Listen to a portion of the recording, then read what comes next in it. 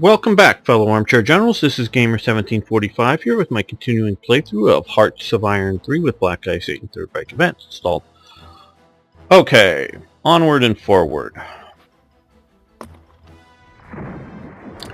Done a few trade agreements to get some fuel.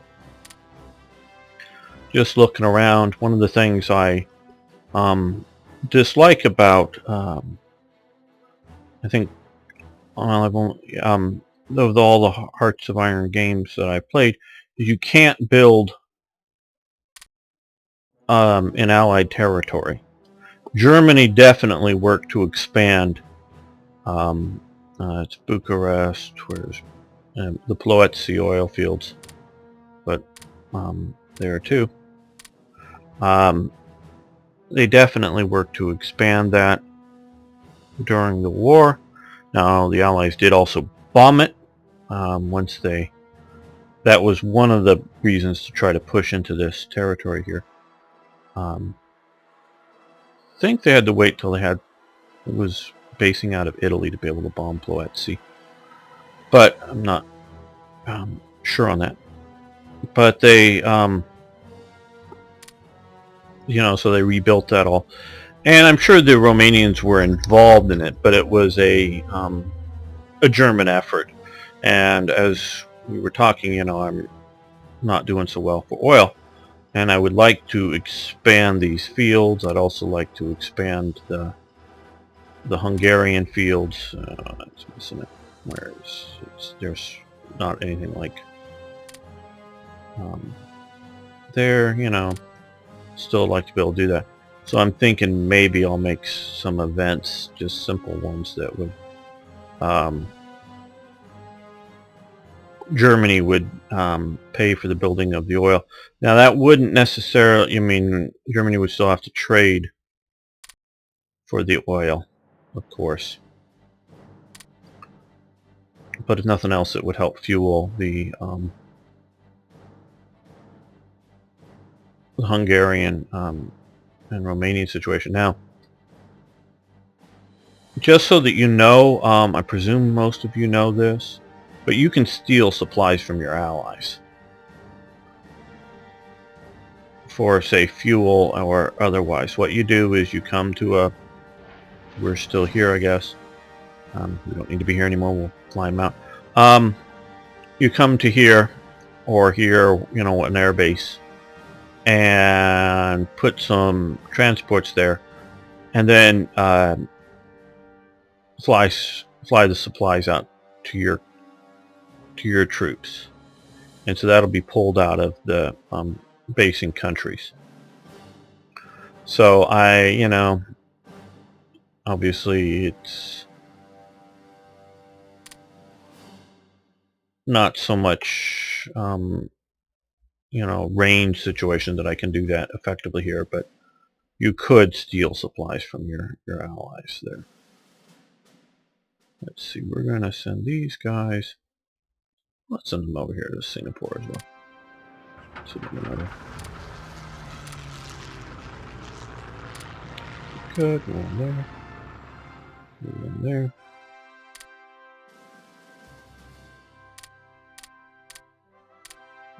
One there, cool.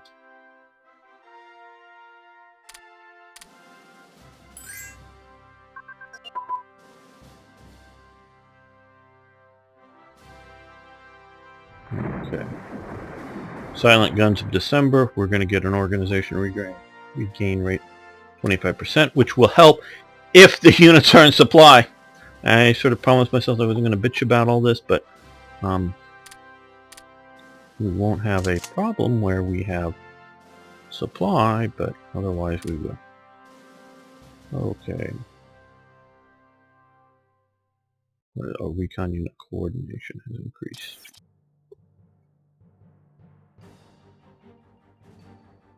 We're going to let that go, since just about every division has a recon unit in it. No, we're not going to do any transatlantic.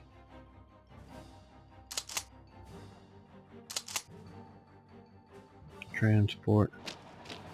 Let's pursue them.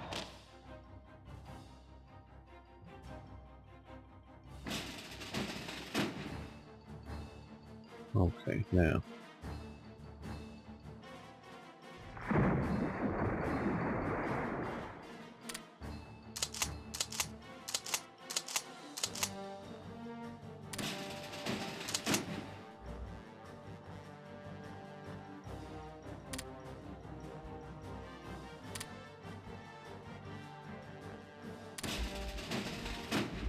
No.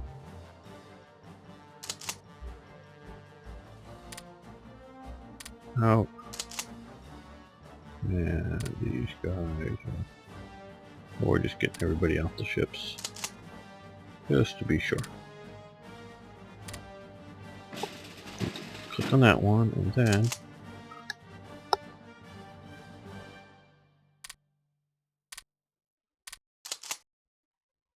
These should be on the right ships. Yes, okay.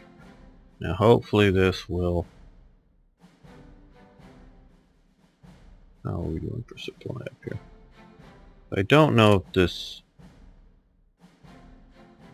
has plenty of fuel here, so we're going to go to here. I think we're at a base with plenty of fuel, and then we have a slight positive amount of fuel here. But we're still only going to move at 6. Damn, that's going to take forever.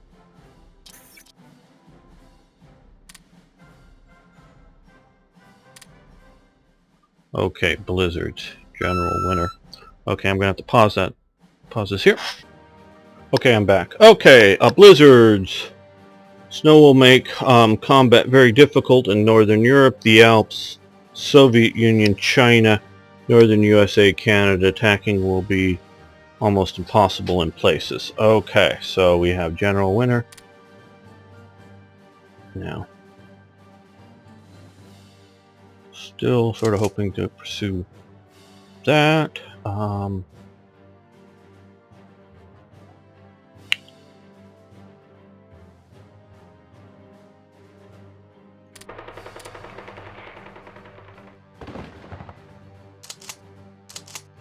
Okay, we're gonna take this a little bit seriously here while they're defending.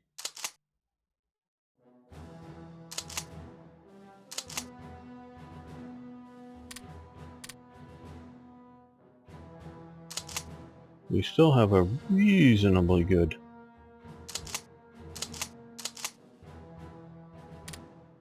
green or even yellow. I'm going to see about continuing it.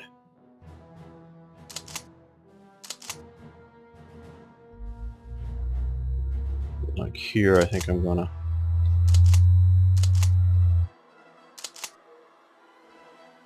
stop the attack.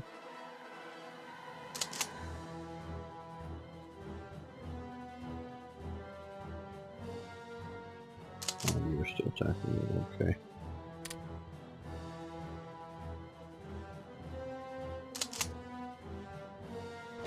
Let's move into the empty province.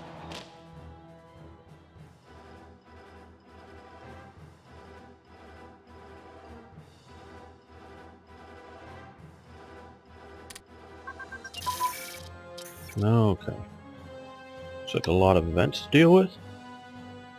Here. Okay.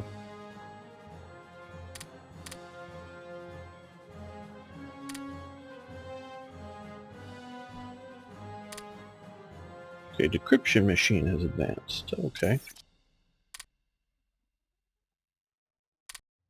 That's good. Don't know that the Germans really did much for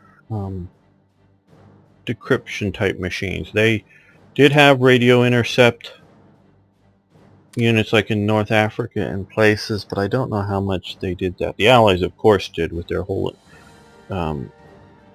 program to decrypt Enigma. Enigma was very good. Don't let anybody, shall we say, fool you on that. The Enigma machines were really good. It just Germany had ultimate confidence in Enigma, and they just were absolutely sure that the Allies could not crack it. They did at one point add a wheel and a few things, you know, an additional wheel. I think it started out with 3 wheels and they added to 4. on the Enigma machine. It's sort of a mechanical. It is a mechanical computer. Doesn't operate like the computers that we're playing this game on now, but it is a computer. It computes. So is an abacus. But so they were just absolutely sure that it was impossible to break, and I think they added the wheel at one point is because I think they may have thought, well, maybe someone had gotten a hold of an Enigma machine. Well, the Poles had, and got at least some of that information over to the British, and then there was later forget the German what the U number was, but the German submarine that the Americans captured, and to the point that they set up a special prison camp just for those submariners, so they couldn't talk to other German submariners to maybe leak it out that they'd captured that sub and likely got the Enigma machine on it intact. So it was a really big secret that they kept from the Germans. But the Germans, the possibility that maybe you get the machine, but the machine itself, they were sure it was impossible to crack. Now, Alan Turing and some of the people at IBM and all worked and did crack the Enigma code. It wasn't impossible to crack, but they thought it was. They were sure it was, so they relied overly much on it. Because you can go through all the Enigma stuff and then still use other codes on top of it, meaning you call Rome bottle, or what, you add an additional layer of codes on it that would make decryption even more difficult. That's why when the Japanese, or when the U.S. Cracked the Japanese code, they still didn't know what the Japanese were often talking about, and that's why it was Midway. They did the thing of have Midway falsely report over open radio that their desalinization plant was temporarily broken down, and so when the Japanese said, what is it, AN12 or whatever it was, their code referenced for Midway reports that this done, so now they knew what they were referring to was the target. So if you're still, you're using an encryption, but you can still have codes, you can change them up, and you can, mess with them that way as an additional way. And of course, you can obviously change the Japanese their code, their encryption, as well as their code words and phrases and whatever else. The Germans could have done a lot more of that and other things they could have done to keep things encrypted, but they were just sure that they were safe, so they didn't pursue that. But all right, let's see. Fighter pilot training is advanced. Okay, we like that as well. Okay, we're at 44 and we're still at 42, so that's too far in advance. Well, I know it won't be in 30 days, but we might as well improve something else here. Let's go for heavy bomber. It's so far behind. And armored HQs have advanced. That's good.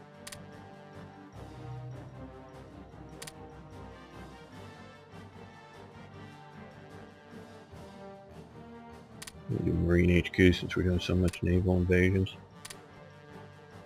And looks like another recon. Yes, recon unit communication increased.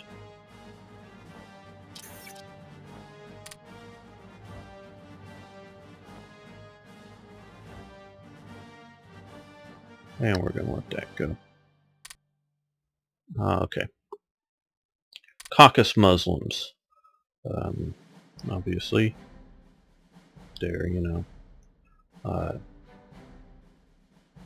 Uzbeks and Azerbaijanis and other types down here. Okay, during World War II, hundreds of thousands of foreign peoples joined Hitler's legions to bring people into special status in Hitler's New Order. Okay, under the banner of the Caucasus.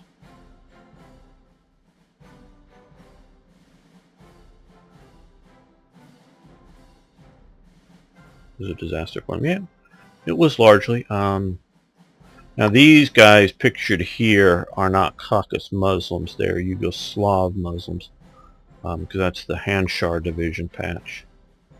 And probably a gray fez, though they also had a red fez, but I think most of them were gray fezes that they wore. I mean, it's a nice picture of European Muslims in Nazi service, most assuredly, but not Caucasus Muslims. So, yes, excellent, good. We gained some manpower. SS Brigade Schmidt, I don't know, whatever. Excellent. Let land. That be okay, yeah, that. Yeah, well, we want this.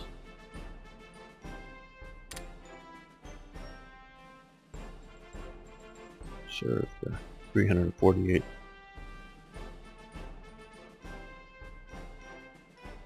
Yes, we want more divisions to defend. Yeah, 341st or 44th. Yes, we'll take that. And the 43rd.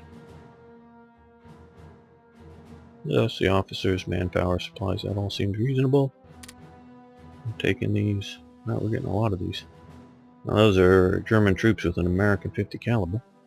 You can see that and they often did this, dug the trench so they can go around in a circle, not just facing one direction. Okay,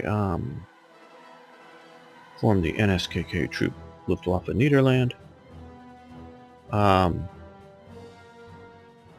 Yes, we have a similar one, or some stuff similar for, I think, TRE. We decide not to do this. Niederland gets following effect, supply throughput in the Niederland. Oh, that's really what he did that really well. So I'm pretty sure this is Revolverhelds, I think. Or is this Alexei? I forget. So what they've done is he's done region Netherlands, increase supply throughput. So it's just here.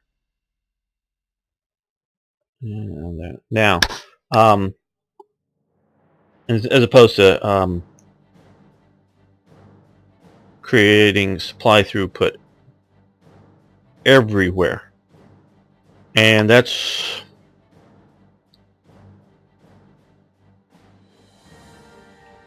nice. I like that.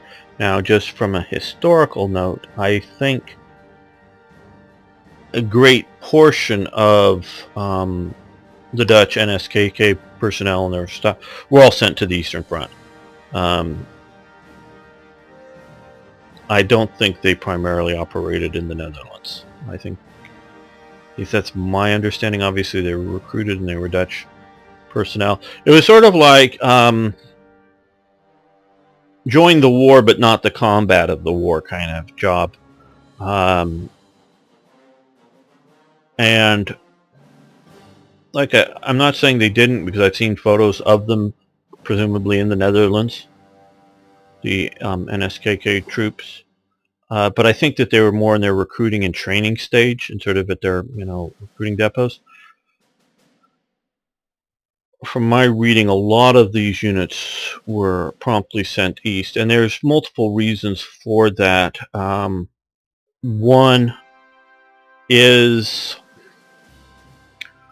a reliability, and maybe on certain levels of the situation, are the Dutch going to tell on the other Dutch? And a lot of times, for security reasons, yeah, if the Dutch guy was a fascist, a right-wing kind of guy, and they think that the communist Dutch were blowing up bridges, they probably would tell on him. But if it's just the local girl of whatever that they sort of know is just out late with going home from her boyfriend or whatever, they'd probably look the other way. Now, she may be carrying secret messages or carrying something else and not being inspected, just they're presuming on, things like this. And that type of stuff that let them get away with. So I think there was a distrust level. I also think that there was a lot of these Dutch, not all of them, because there was some SS types that very much, well, some of the Dutch, obviously, Waffen-SS went off and fought in the East, but there was also the sort of local SS branch, not the Waffen. Now, a lot of those local people went into the Waffen-SS, yes, but there was a lot of the collaborationist type people didn't want to collaborate in the oppression and occupation of the Netherlands, but they wanted to fight Bolshevism. So it's sort of like, hey, there was basically platoon strength, 30 people or under, and if we do get into the U.S., we'll have the chance of getting the sort of units somewhat fictitious, though they're based in history. British, there was one British unit in the Waffen-SS recruited from prisoners of war, British prisoners of war, and these were all British people. These weren't like the Indians and the other people. But they were basically told and more or less guaranteed that you aren't going to have to fight the British. You're never going to fight the British. Yeah, obviously, you know, the British will look on you as traitors, but you're never going to have to face that moral question of having to fight the British. You're going to, and they thought they were going to get battalions worth. They got, like I say, under 30 men. That they thought, you know, that you're going to go fight the Soviets. You're going to, you know, you're not hurting Britain. You're saving Britain by fighting the evils of communism, kind of thing. And that's part of, and they recruited these guys out of the prison of war camps. Obviously, these guys were primarily recruited from the civil population here. So it was sort of like, you're not going to have to collaborate with the Germans in the occupation of your country. That was also part of it. But another part of it was they needed the transportations to get the supplies to the troops in the East. And so a lot of these guys joined up, and with the general understanding that mostly they're just driving trucks around and they're not going into combat on the Eastern Front, kind of thing, and they generally weren't in combat. But I like the idea of it. So I'm not saying it's wrong, and I think it's good maybe to increase the supply throughput in region Netherlands. I'm thinking that maybe it would be cool to create some regions.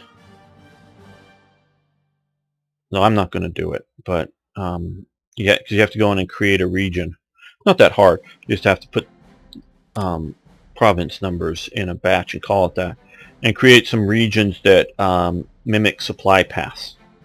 So it's not like, you know, because there's some of these events, you know, that we've had for the different railways and whatever throughput, but create some regions to create that would mimic several supply paths. I don't know how well the supplies would flow on them, but any supplies that do would increase throughput. So that would be a cool way of doing it.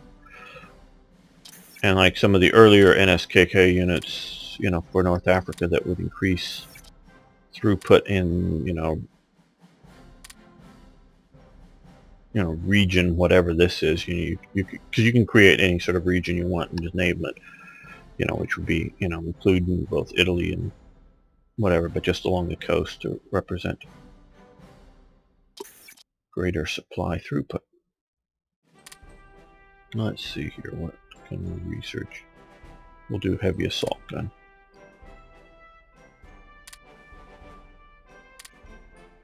Presume that's the Brumbars and the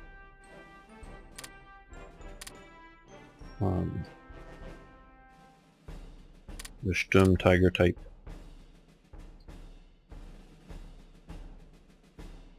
Okay, we're no longer with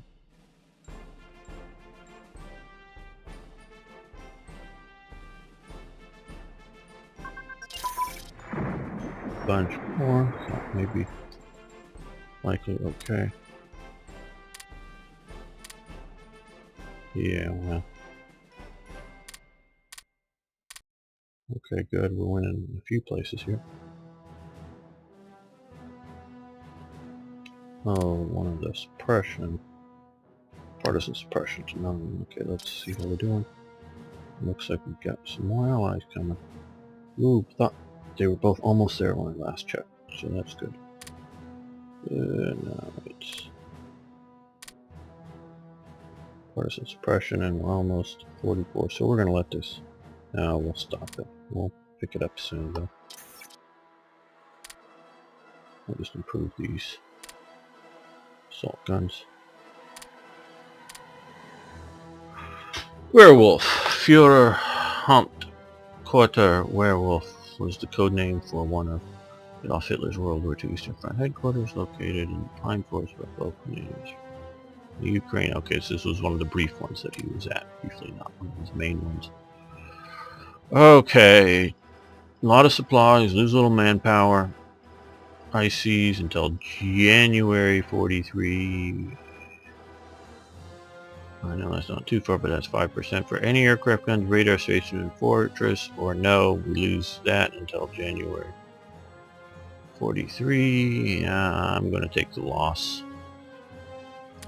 We already have that winter thing, so. Okay, the Lithuanian, I presume, yep, Lithuanian. Security forces. Yeah. Get control of this. Yeah, these guys. So we're gonna radically reduce and Estland, Estonian. These guys, this will help our. Okay, Benelux, Belgium, well, Luxembourg. It's part of Benelux, but it's not going to have the Atlantic Wall. Okay, now let's go over to this for a moment. Light defenses, level 2 pillbox. Now, I've seen them invade in and around here at times. Medium 4. Okay, now we have almost maxed out on supplies. Fortunately, it doesn't cost us any fuel, and we have more than enough metal and energy. I mean, I can pour that metal and energy away as much as I like. Any aircraft guns? You see, this is what they're calling the Wilhelmshaven region. I presume that what they've done is, again, like we were talking about for supplies, you go and you just have you create a region that, you know, includes various places here that you're fortifying.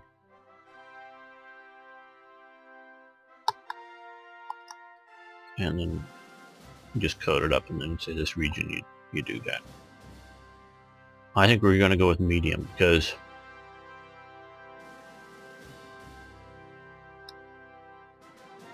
Belgium and Netherlands. I have seen, I think, some events, but definitely some other stuff that have been pretty nasty fights in here, and I'm hoping that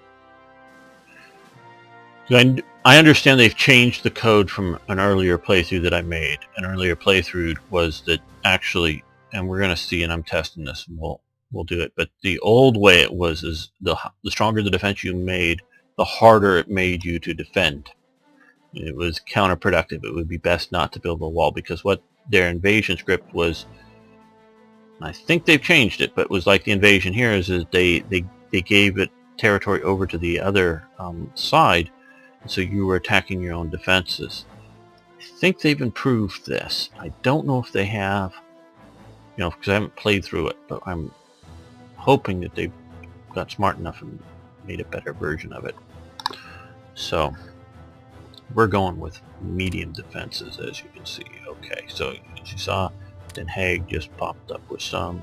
Rotterdam didn't, but see, Rotterdam should have some because it's a port, and Den Haag isn't, and you got to supply through the port.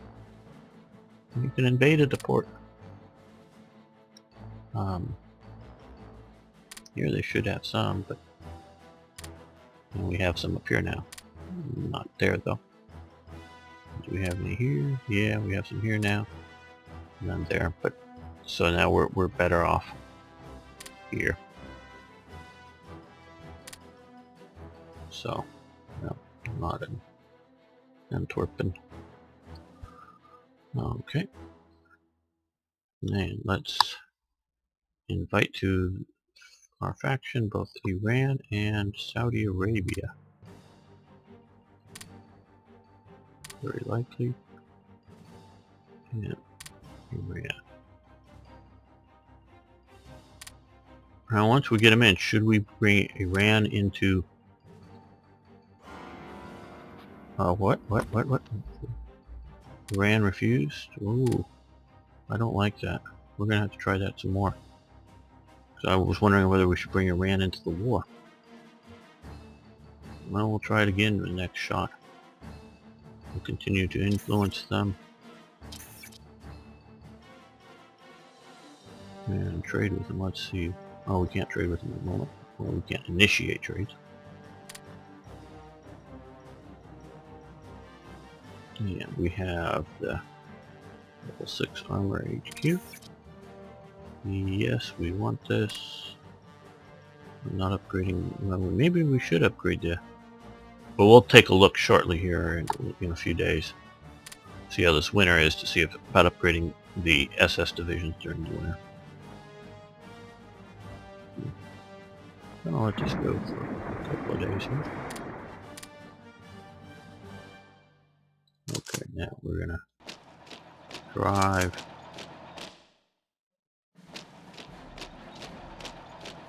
No, we're gonna support because I don't want to.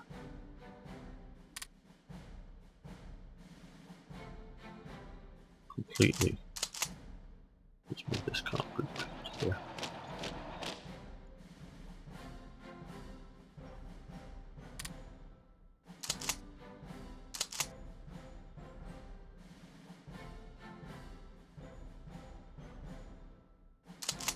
Move them into there.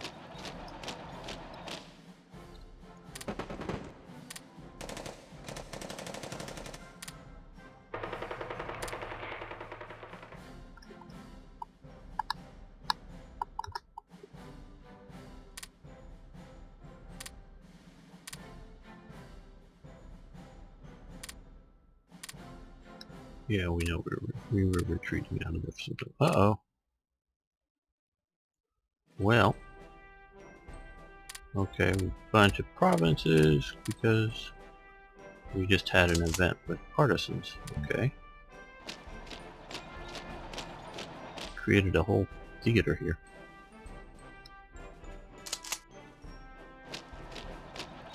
Wow, they sure did create a whole theater here.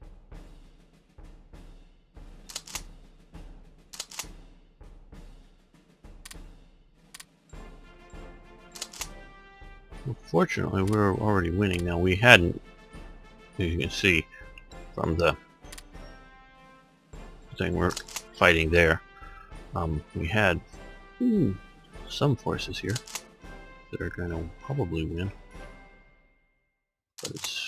But we're kicking their butt here, so I don't think we're going to have a problem here. Other than it's going to make me react to it.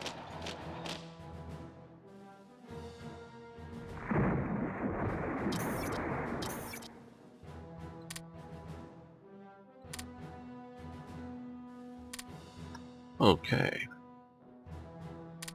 Yes, we want that division.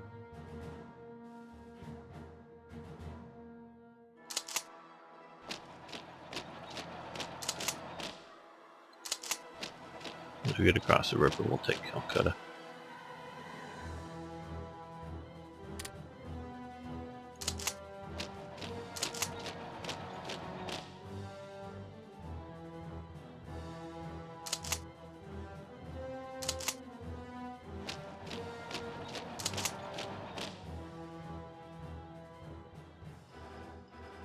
Oh, I see waste.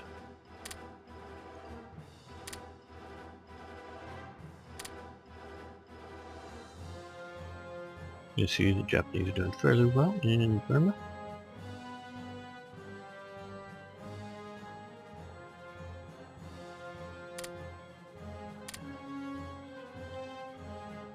Okay, right now I'm not planning on bringing Saudi Arabia into the war because what are they going to do? I don't think they have any ships.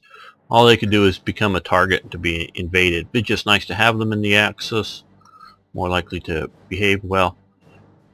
If I can get Iran into, and we're going to try some covert ops and such, into the Axis, and we also hope to get Afghanistan. Should I bring them into the war with probably have to both the Soviet Union and Britain? I guess the idea is that they could open a front down in here, take some resources away from, yeah, good. Take some resources away from the Soviets, not very much, threaten some others. The downside is, if the Soviets got serious and started sending a large amount of forces, they'd crush Iran. So, you know, it's sort of a, and then we'd end up having to defend Iran. I'm not really that worried about Britain or the U.S. invading them. Like I am potentially worried about them invading, decided winter offensive. Uh-oh. Okay, that ain't good.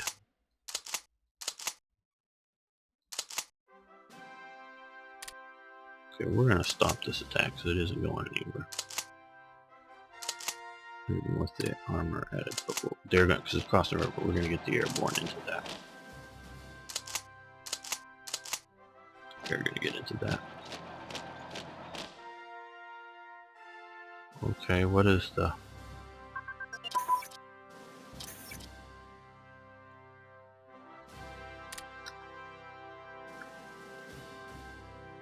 Oh, small caliber tank in it.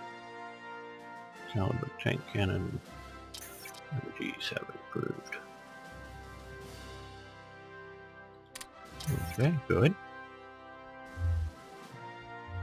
We'll improve the medium tank destroyer. And Jagdflieger Schul 6. The 6 created November 42.